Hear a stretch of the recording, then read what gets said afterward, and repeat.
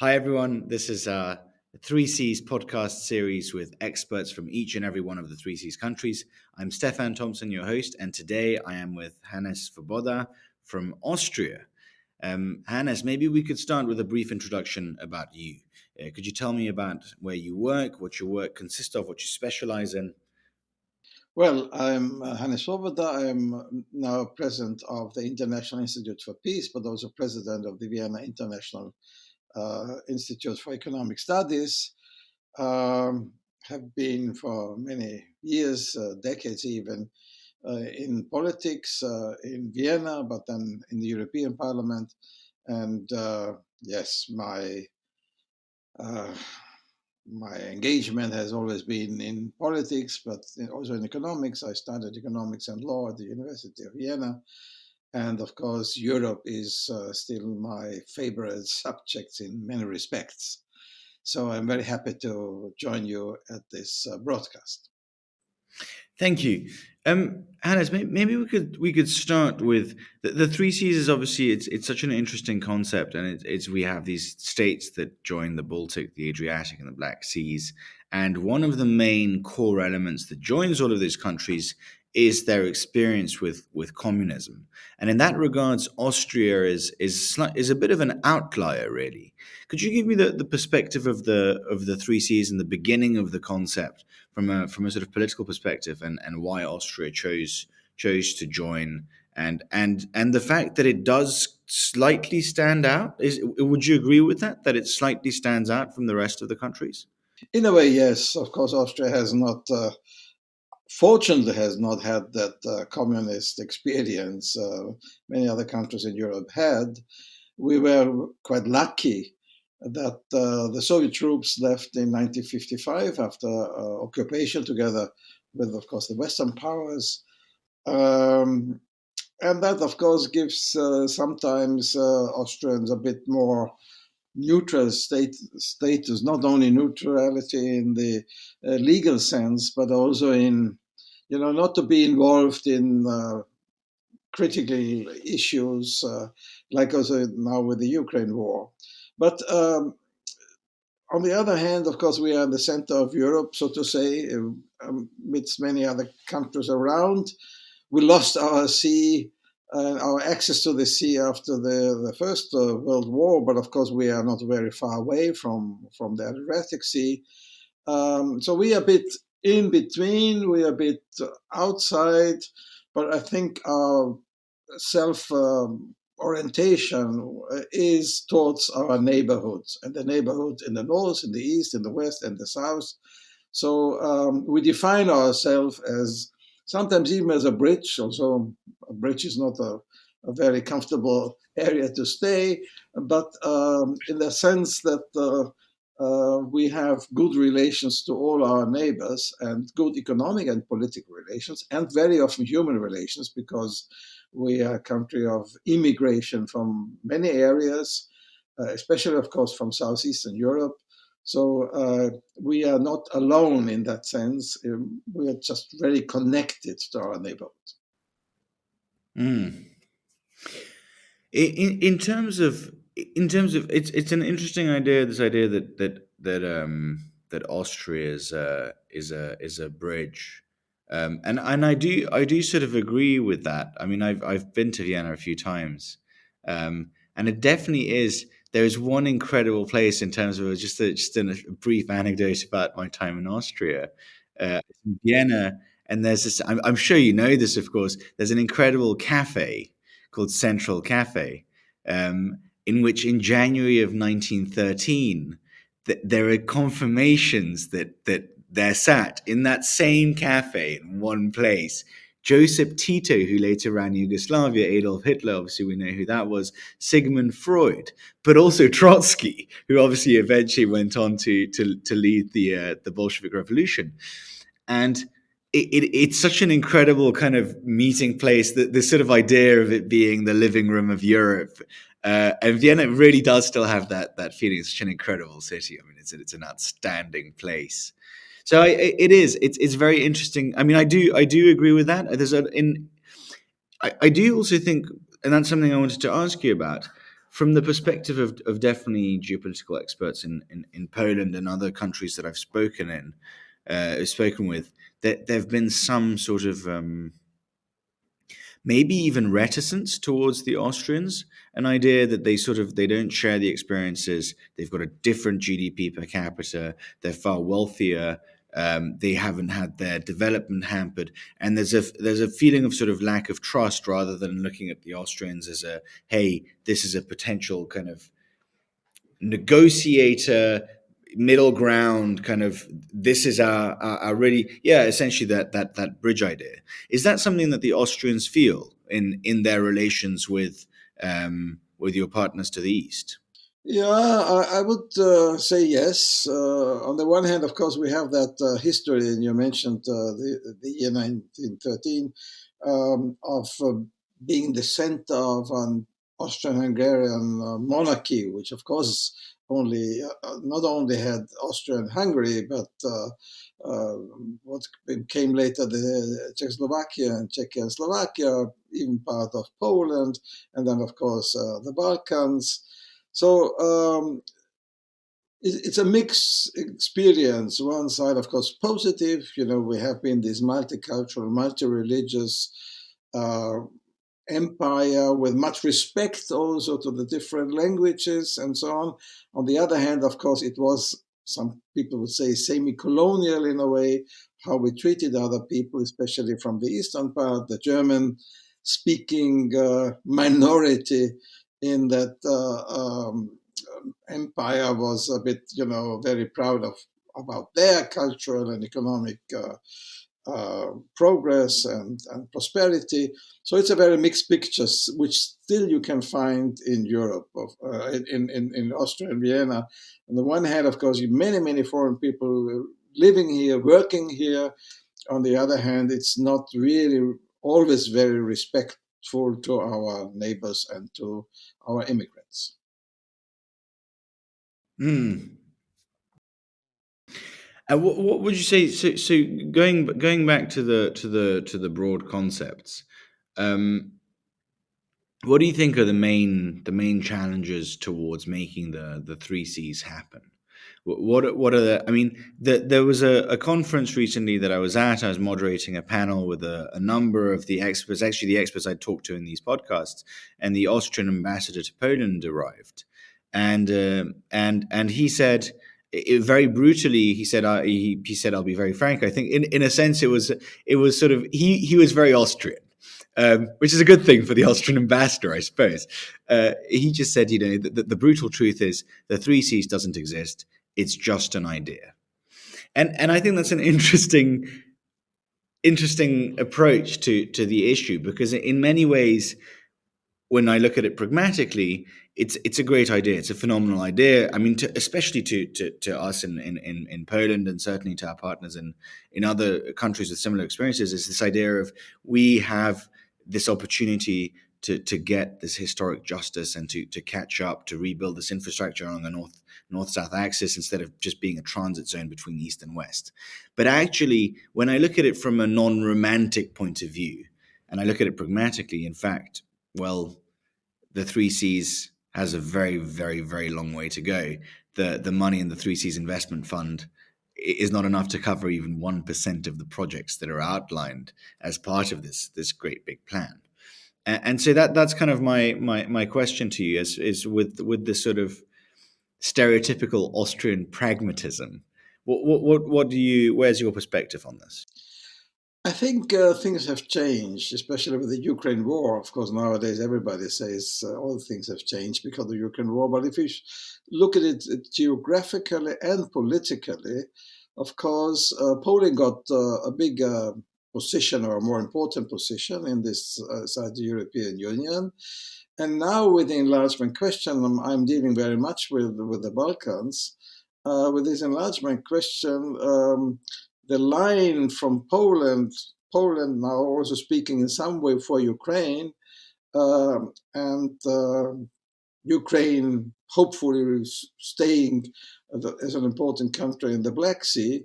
You have that line even now to the south, and the whole enlargement question is one of Eastern orientation, if you think about Ukraine and Moldova, and of course of the southeastern integration, if you think about all the neighbors of Austria and Croatia in the Balkans. So this question coming from north to south became a more new impetus by Mm. the unfortunate terrible aggression of Russia against Ukraine. So I think, yes, it is still an idea and not a real heavy project. But I think if you look into the future infrastructure of that wider Europe, including, of course, energy infrastructure, gas pipelines, maybe future pipelines for hydrogen and so on, I think it has a future. It's an idea who has a future, and it became a stronger and more important future because of the terrible aggression of Russia against Ukraine, and in some way, of course, still also to Moldova. And from a sort of leadership perspective, where do you? I mean, one of the accusations towards Poland, and obviously many of my questions come from a Polish centric perspective. Obviously, I'm a Pole, that would explain it. But that one of the accusations that we occasionally get faced with is that the Three Seas is a revival of the Piłsudski intermarium vision of essentially bringing Poland to this leadership position in Central and Eastern Europe. Um, and by virtue of its size and by virtue of its economy and by virtue even of its population in comparison to the other 11 members that form the Three Seas Initiative, Poland obviously has been the spiritus movens, if you will, of the initiative. But is there a how do you see this from an Austrian perspective of a wealthier country, of a country with far wealthier inhabitants? How do you look at this? Is there some sort of, almost maybe perhaps some sort of dissonance of being part of this group and of being part of a geopolitical initiative that is almost in a sense sort of Polish led? Is there some sort of, I'm not sure how to phrase it. I'm trying to phrase it in a way that isn't too crude, or that simplifies the concept that I'm trying to bring out here. I don't know if you sort of understand where I'm getting at. Yeah, I understand. Of course, there was some skepticism, and of course, if you let's be frank, look at some of the elements of the present Polish government, there was even additional skepticism. On the other hand, if you look a bit historically and long term, governments come, governments change, and the Polish government has orientation in which I don't like and has orientation which I very much like. And what they do now, of course, they get a stronger position, and we cannot judge these initiatives only on the governments we like or we don't like, but we have to judge it on a long-term perspective. If the whole initiative would be outside European Union, then I would be skeptical. But you see, Mm. German at one day it's a leading country, the next day it's a weak country. And because people say now it's a rebalancing inside European Union.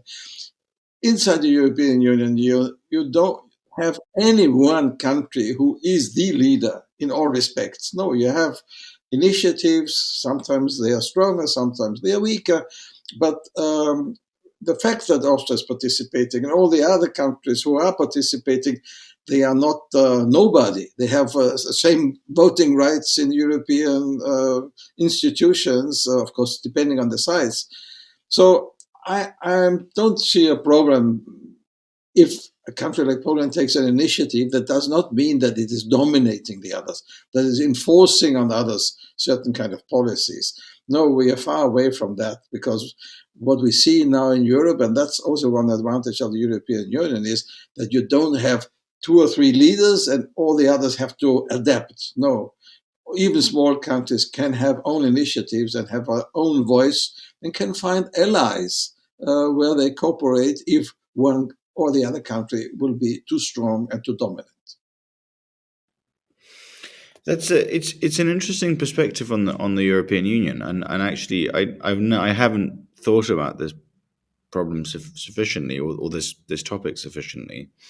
Though it is true that I mean, certainly from the perspective of Poland, and I lived for many years in the United Kingdom, so I've also heard this debate from the British side.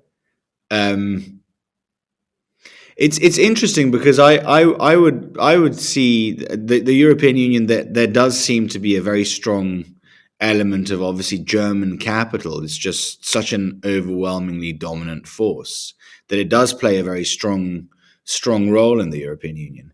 Even though you have the power of veto of member states and you have the process of unanimity, yeah, but that's it's an interesting point you bring up, that there isn't necessarily that this idea of this German hegemony in the EU might not necessarily be as accurate as people like to portray it as.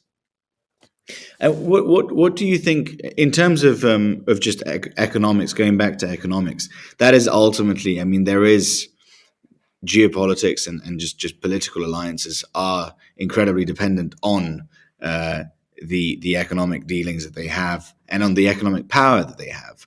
Ultimately, if you look at the 12 Three Seas nations combined, their economies are still, you know, that economic weight is still outperformed by Germany or by France.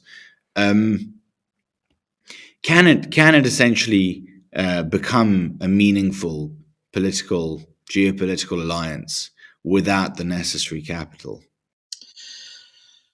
Yes, because I think Germany also has an interest. Germany, at least, has always had an interest in the Eastern Partnership. Of course, there was this element with Russia, which is now, decreasing, and Mhm. uh, Germany knows that it has have to have a good relationship with the Eastern partners, even more now because the East, for the moment, stops at the border to Russia. So I think the interest is to have in the East strong economic partners from Poland towards southeastern Europe. And if you see what also Olaf Scholz is now very much engaged in this kind of region, the same is true more for France. Even France was always very hesitant to be too much engaged in that area, is now more engaged. And if you look at the recent summit, they had the first time summit in the Balkans in Tirana. So I think there is some new orientation or reorientation towards these eastern countries who are more or less involved in the Three Seas initiative, and they will spend also money, especially into the infrastructure. Look, as I said before, the energy infrastructure is vital for the economic well-being of all of us. Even the strong France has no difficulties because of the energy supply in their own country. What we need, of course, is a European energy system where the flows can go in every direction whenever it is needed. Of course, Mm. it means that we have to have in total enough energy, but then we can speak about the distribution. Nobody can win economically inside Europe if not all are winning more or less. And even now we see the European Union is giving money on the energy field to the Western Balkan countries. So I think, yes, it is possible. Of course, you will never catch up totally, but there is a strong, I think, support. And Poland is the best example how Poland developed to the difference of Ukraine economically as partner of the inside the European Union. You mentioned the funds obviously coming from Germany and from the European Union, which is I mean, would make a lot of sense. It's a very obvious partner to look for, and obviously we are all members of the European Union, and the Three Cs is obviously membership is conditional on being in the European Union.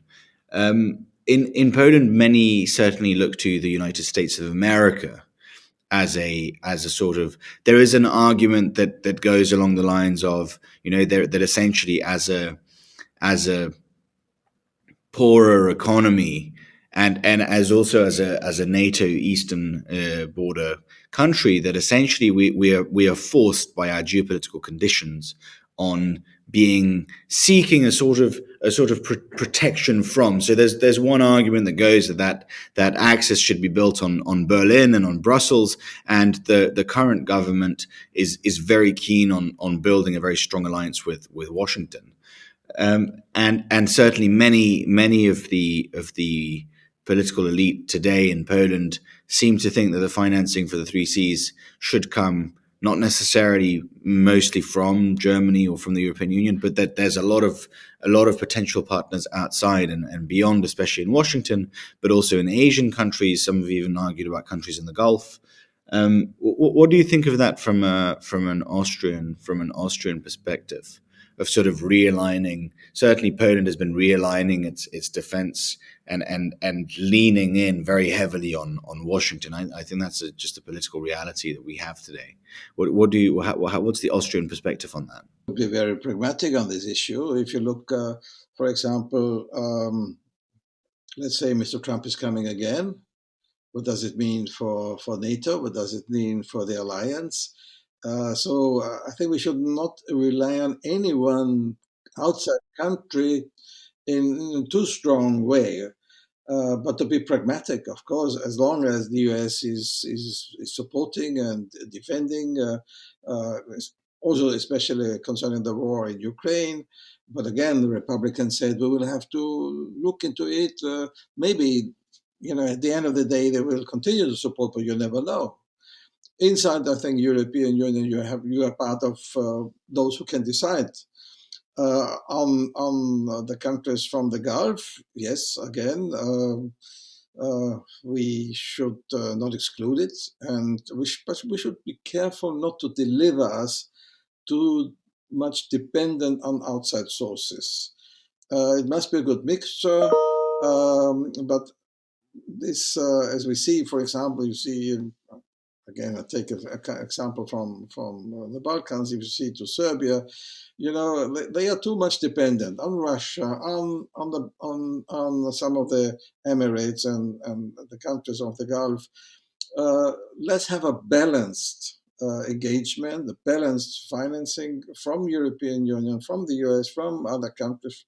I'm not excluding any of those countries who would not give any too much strings and conditions into the initiative, but let's mix it. Let's mix it in a reasonable sense without creating new dependencies, because we see dependencies, including on China, is not good. If they want to invest and be part of our international global connection, good. But if it means that we are too much dependent on them, it would not be good.